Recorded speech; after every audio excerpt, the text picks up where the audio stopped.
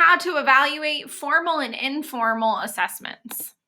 So I'm going to tell you a little bit about the research, and then I'm going to go in and really evaluate my district's formal and informal assessments.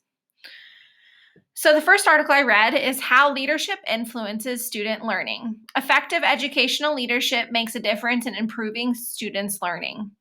In order to be effective, the leader of the organization must have a sense of direction and personal influence to help members move in those directions. So this whole article really was about making sure that you have a leader in place before you go and change learning and change assessments. You have to have an effective leader in place before you can be willing to even adjust assessments for students and use assessments to build better schools. The second article I read was Assessment and Evaluation in Education. Assessment is frequently confused with evaluation. And I think this is true. I didn't know the difference between assessment and evaluation until I read this article. So I'm going to give you a little bit of information about assessment first. Assessment is to mentor and adjust learning to give quality feedback to students. Assessments are used to identify students' weaknesses so educators can support their students. Assessments should have 4 basic components: measuring improvement over time, motivating students to study, evaluating your teaching methods, and ranking students' capabilities within a whole group. So when you give a student an assessment, you are measuring if they're improving, you're motivating students to study because they know after that assessment, I did well or I did not do very well. You are evaluating your teaching methods, how you are teaching students being effective. And then you're ranking your students' capabilities. These kids need more help and assistance, and these kids are ready to go. And my medium kids need some assistance, and I need to give them more support. Okay, evaluation is a little bit different. Evaluation is the ability to judge the quality of work against a standard. So for example, I have a standard of what I want it to look like, and my students' work, I'm going to take it and judge it to that standard. Evaluation determines the value of something. Evaluation is where you give a grade on the work. Evaluation should be used in a measuring tool. And according to the author, it should have a purpose in articulating the educational system. It should be able to identify and collect relevant information. When you evaluate something, you have ideas that are valuable to learners, and you analyze the learner's information and make decisions based upon that. So, distinction between assessment and evaluation.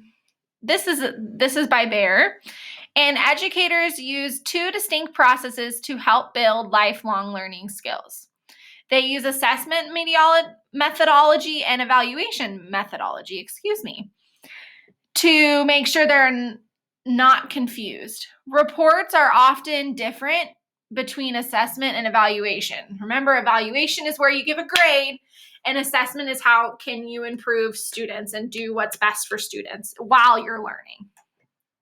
During an assessment, the report includes information about strong performance and what can be done to improve. This report does not include the quality of their performance. On an evaluation report, only regarding the quality of performance is given. This might be given in the form source of a score or like a grade, A, B, C, D, just a level of quality, according to Baer. So I've been talking about assessment and I've been talking about evaluation, but why is it important? According to Edutopia, assessment is an integral part of instruction. Assessment should affect decisions on grades, placement of advancement, instructional needs, and curriculum. I look at assessment in my classroom almost daily on how my students are performing because they are kindergartners and they pick things up very, very quickly. And so I use assessment every day to see what I need to do differently as an educator. And I want to push myself to be the best for my kids. Assessment provides educators the opportunity to reflect upon what they're teaching students, and then they ask themselves those good questions. And I think those good questions are really good for educators because they help you become better at your craft. Assessment works best when it provides diagnostic feedback and helps educators set standards, evaluates progress, and motivates performance of both students and teachers. The assessment should motivate your students to do better, but it also should motivate you as an educator. Say, man, I'm not doing very well at this. How can I improve and help students? Okay. The next article I read is why do we continue to use ineffective assessments? And this article was by Lynch, and I think it was really informational. And they talked about there's a lot of accountability in education. One way that accountability is enforced on teachers is standardized testing. Now, as a kindergarten teacher, I don't do standardized testing, but however, standardized tests do happen in my school building. And something to ask yourself, however, are standardized tests really understanding everything that students learn in the entire year? And standardized testing, according to Lynch, has inadequate sampling of material, has indirect observation of what students know. It's too narrow of a scope of knowledge. There's not enough exceptions for different learning styles or different disabilities or different backgrounds, social, economic. There's too many lasting inferences, and there's too much on an emphasis on punishment. And I think that's something that's really hard, especially because students go into the mindset of, well, if I don't do well in this, there's going to be a punishment. And I don't think that assessment should do that. So student assessment in teaching and learning, and this is by Fisher. Student assessment is a critical aspect of teaching and learning process. Assessment provides teachers and students with feedback of what students are learning and how they are meeting the course objectives. There's two types of assessment, formative and summative. Summative, I remember this from my bachelor's degree, it sums it all up. It's at the end of a student's learning, and it sums up exactly what they got from the class and how they grew. Formative assessment is evaluation during the course of time and during the course of their learning to make sure that students are meeting the goals that you have set. There are different types of assessment. There's self-assessment, peer assessment, essays, and exams. And you have to be able to determine as an educator what is best for your students and what works best for the population in your classroom. Ineffective assessments, part 5, more critical thinking needed. This is by Lynch again, and he basically talks about applying knowledge is a critical part of the learning process, and standardized tests need to do a better job on measuring it. Teaching critical thinking skills is really important for students to do well on assessments, but then also students need to be able to explain their answers. And he talks about that teaching critical thinking skills helps students analyze reasoning, identify strengths and weaknesses in thinking, identify obstacles, deal with egocentrism, social centrism. Critical thinking helps beyond the textbook or beyond the things that you're learning. It's real life skills that students need to know, grasping the understanding of asking questions, being able to cooperate with others, detecting bias in the literature they're reading online, just all of those things, that's critical thinking. And critical thinking is important not only to teach, but also to be able to assess those critical thinking skills, and assessments need to do that.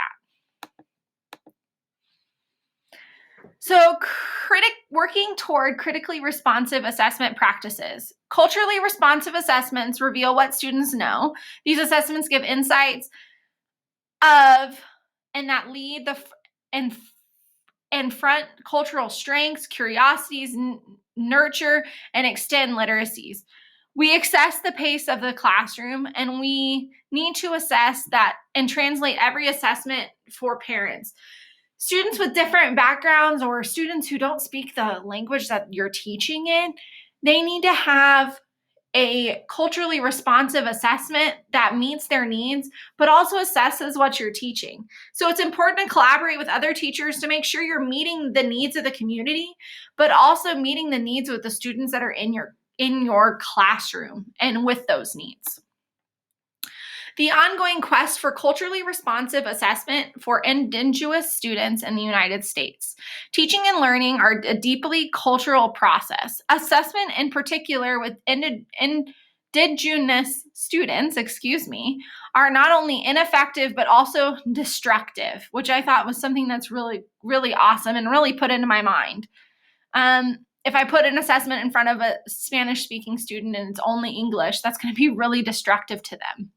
Providing assessments that are in their students' home language. Do not assume that translation will be valid for students, because whatever you put into Google Translate might not be exactly what you're asking, and languages differ on the outputs. So you need to keep that in mind when you're translating for those students. And teachers might need to use alternate forms of assessments for students who are Indigenous. Well-being. What is it and how can it be measured? Well-being for students in the educational system promotes student development and quality of life. Well-being can be measured as students' psychological, cognitive, social, and physical functioning and capabilities that students need to live a happy and fulfilling life. Well-being can mean different things based upon your cultural background. However, in order to have a well-rounded child ready for the real world, you must teach the whole child. Making a difference to student well-being. Schools are the places where students learn to feel a place, but they also learn how to be connected with others. Students must have a sense of belonging in a school and the people in the school in order to feel like they have a bright future.